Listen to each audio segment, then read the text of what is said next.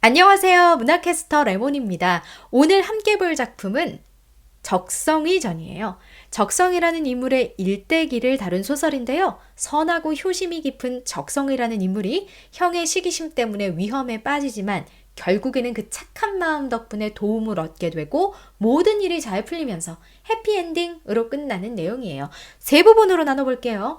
첫째, 집을 떠나 약을 구하러 간다. 어떤 약인지는 뒤에 말씀드릴게요. 두 번째, 모험과 고난 도중에 조력자를 만나서 극복한다. 세 번째, 다시 집으로 돌아와서 명예를 회복한다. 배경은 강남의 안평국이라는 상상 속의 나라입니다. 안평국은 중국 남방 쪽에 있는 나라인데요. 풍경이 아름답고 부유하면서도 문화가 발달한 곳으로 그려져요. 그 나라를 다스리는 왕족은 적시의 성을 가진 가문이었는데요. 왕에게는 아들이 둘 있었어요. 첫째는 적항의, 둘째는 우리의 주인공, 바로 적성의입니다. 성의는 잘생기고 정말 착한 아이예요. 반면에 형인 항의는 좀 마음이 어두운 아이예요.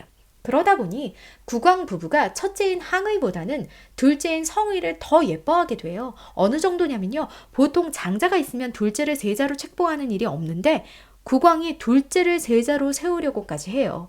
그러다 보니 첫째인 항의의 시기심이 극에 달하죠. 그러던 어느 날 왕비가 병환을 얻게 돼서 쓰러지게 됩니다. 사방팔방으로 의원도 구하고 약을 써보지만 다 실패해요. 항의는요, 걱정도 안 해요. 엄만데.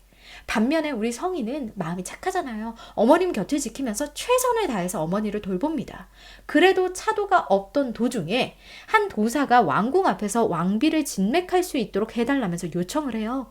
도사는 왕비의 손목을 묶은 끈을 통해서 왕비의 맥을 짚더니 아하, 이 병은 고황, 그러니까 쉬운 말로 말하면 치료하기 어려운 병, 불치병을 가리켜요. 이건 일영주라는 약이 아니면 고칠 수가 없대요. 이럴 수가. 제가 왜 이렇게 한탄하냐면요. 일영주는 서역 총룡사, 그러니까 약수를 건너서 가야 하는 인간이 땅이 아닌 곳, 신성한 땅에 있고요. 만일 효성이 부족한 사람이 가서 가져오려고 하면 그 사람은 목숨을 잃고 구할 수가 없대요. 거의 구할 수 없는 약이라고 봐야죠. 하지만 우리의 주인공 성인은 어머니를 위해서 격군이라고 나오는데요. 쉽게 신하라고 생각하시면 돼요. 신하 10여 명을 데리고 기꺼이 그 백기를 떠납니다. 이때가 적성이 나이가 몇 살이냐면요. 12살이에요. 참 용감하죠? 자연스럽게 두 번째 부분으로 넘어가 보죠. 모험과 고난이 펼쳐집니다. 집 떠나면 고생이잖아요. 동문 밖으로 나와서 배를 타고 바닷길을 헤쳐가는데 갑자기 큰 바람이 일어나더니 우레 같은 소리가 바다에 진동을 해요.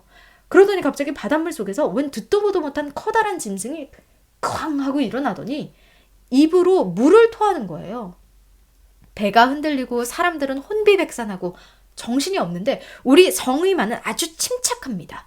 두 손을 모아서 빌면서 말하기를 소자는 안평국 왕자 적성의러니 모친의 병이 극중 아주 심하오매 서천의 일영주를 얻으러 가고 있습니다.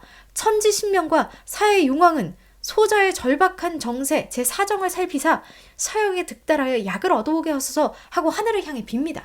아주 솔직담백하게 이야기했죠. 성희의 말이 끝나자마자 사방이 조용해지더니 자그마한 배 한 척이 눈에 띄는데요. 한 사람은 남색 도포에 까만 두건을 쓰고 봉미선, 봉황 꼬리 모양을 가진 부채를 들고 있고요. 심상치 않죠? 청의 동자도 있어요. 푸른 옷을 입은 아이죠. 제가 항상 푸른 옷을 입은 아이는 선관의 아이라고 했어요. 그 아이는 옥피리를 물고 있고요. 또 다른 사람은 사자, 그 동물 사자예요. 진짜 쾅 하는 사자 있죠. 그 사자를 타고 배구선, 깃털을 모아 만든 부채를 쥐고 노래를 부르고 있습니다. 예상하셨겠지만요. 전부 다 신선이에요. 성인은 선관을 보자마자 도와달라고 했지만 처음 그 선관 무리들은요, 본체 만체하고 가버려요. 그리고 다시 한번 하늘을 향해 빌었을 때 다른 무리의 선관이 고래와 배를 끌고 나타나더니 그제서야 넌 누구이기에 인간의 배를 타고 넌 어디 가고 있냐 하고 묻습니다. 저는 어머니를 위해서 먼 길을 떠나고 있어요 라는 이야기를 듣고 감동한 선관은요, 네 부하들 말고 너만 적성의만 내 배에 올라라 라고 한 뒤에 서역으로 데리고 가줍니다. 물론 딱 거기까지예요. 나는 있잖아 다른 신선들이랑 약속이 있어서 미안 하고 갑니다. 그러니 알아서 정성껏 약을 잘 구하고 3일 뒤에 이 자리에서 다시 만나자 하고 사라집니다. 자, 일단 성인은 그곳을 찬찬히 돌아봐요. 와, 서역 말로만 들었지 정말 아름다운 곳이구나. 채운 5색의 구름이 하늘을 채우고 주작이 영롱하고 옥루는 그 누각은 엄청난 규모를 자랑하고 8만 대장경 외는 소리가 귓가에 맴도는 환상적인 곳이에요. 아, 불교적인 색채가 짙게 배어있죠. 그리고 상좌, 승려를 만나서 일영주를 줄 수 있는 보탑존자, 즉 부처를 만나게 해달라고 합니다. 존자는 500 제자들과 함께 경문을 외우는 중이었어요. 자, 여기에 보탑 존자에 대한 묘사가 이렇게 나오는데요.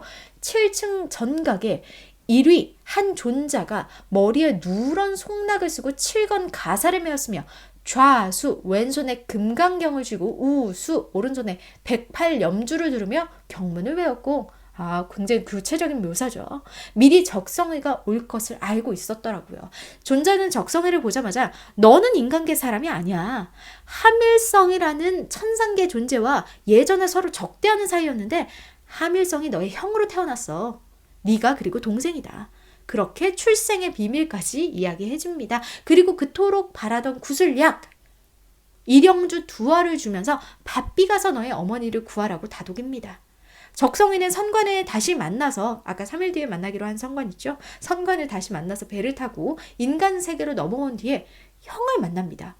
형이 도대체 그곳에 왜 나와 있었을까요? 반년 만에 돌아온 동생이 반가워서요? 아니죠. 혹시라도 약을 구해오면 자신보다 더 사랑을 받을까봐 미리 해치기 위해서 나온 거예요. 동생을 향해 하는 말이 가관이에요. 야, 임마, 너 거짓말로 서역에 다녀왔지? 네가 병든 어머니를 버리고 그렇게 불효하고도 무사할 줄 아니? 지금 여기서 너와 너의 신하들을 다 죽이겠다. 억지도 이런 억지가 없죠. 여기서 또 한 번 고난이 시작돼요. 적성이의 효심을 아는 무사가 어떻게든 항의를 물리쳐 보려고 하지만 이미 항의는 동생의 두 눈도 찌르고요. 약을 빼앗고 배를 뒤집어 버립니다. 그러니까 적성이를 따르던 사람들도 다 거기서 죽은 거예요. 어머니에게는 그리고 돌아가서 뭐라고 얘기했는 줄 아세요? 그 형이? 제가 한 성관한테 들었는데요. 거기서 기다리다가 우리 성이가 그만 불교에 심취해서 집에 돌아오지 않는데요. 그래서 저한테 약을 대신 전해달라고 하더라고요. 어머니는 다행히 약을 먹고 쾌차하셨어요. 근데 이제 문제는 성이에요. 눈 찔렸잖아요. 눈이 안 보이죠. 이제 맹인이 된 거예요. 거기에다가 널빤지 조각 하나에 의지해서 바다를 떠다니다가 중간에 바위에 몸을 의탁해서 슬프게 단적, 피리를 불고 있었어요.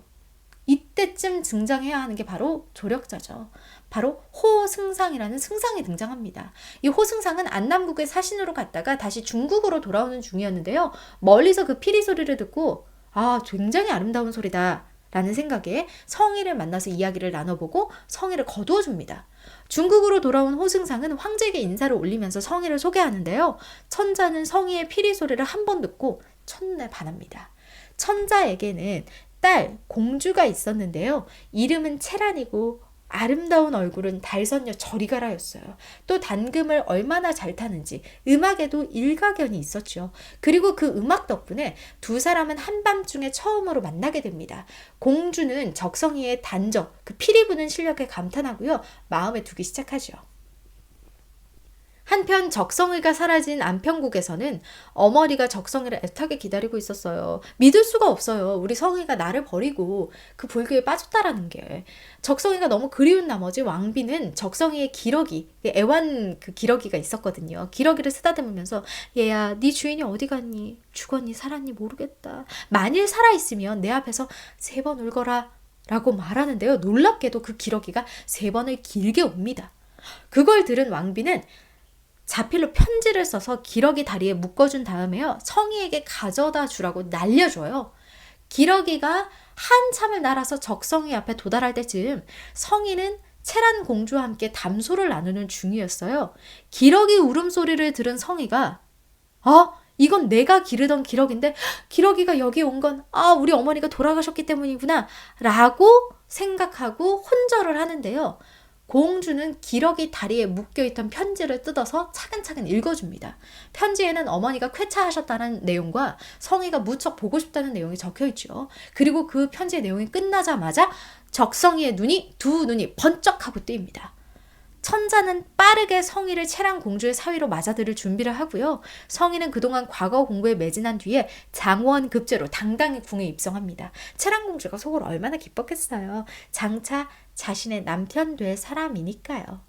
자, 여기서 헷갈리시면 안 되는 게 중간에 아들을 낳았다라는 말이 나오군요. 그 아들을 낳은 것은 천자가 아들을 낳은 거예요.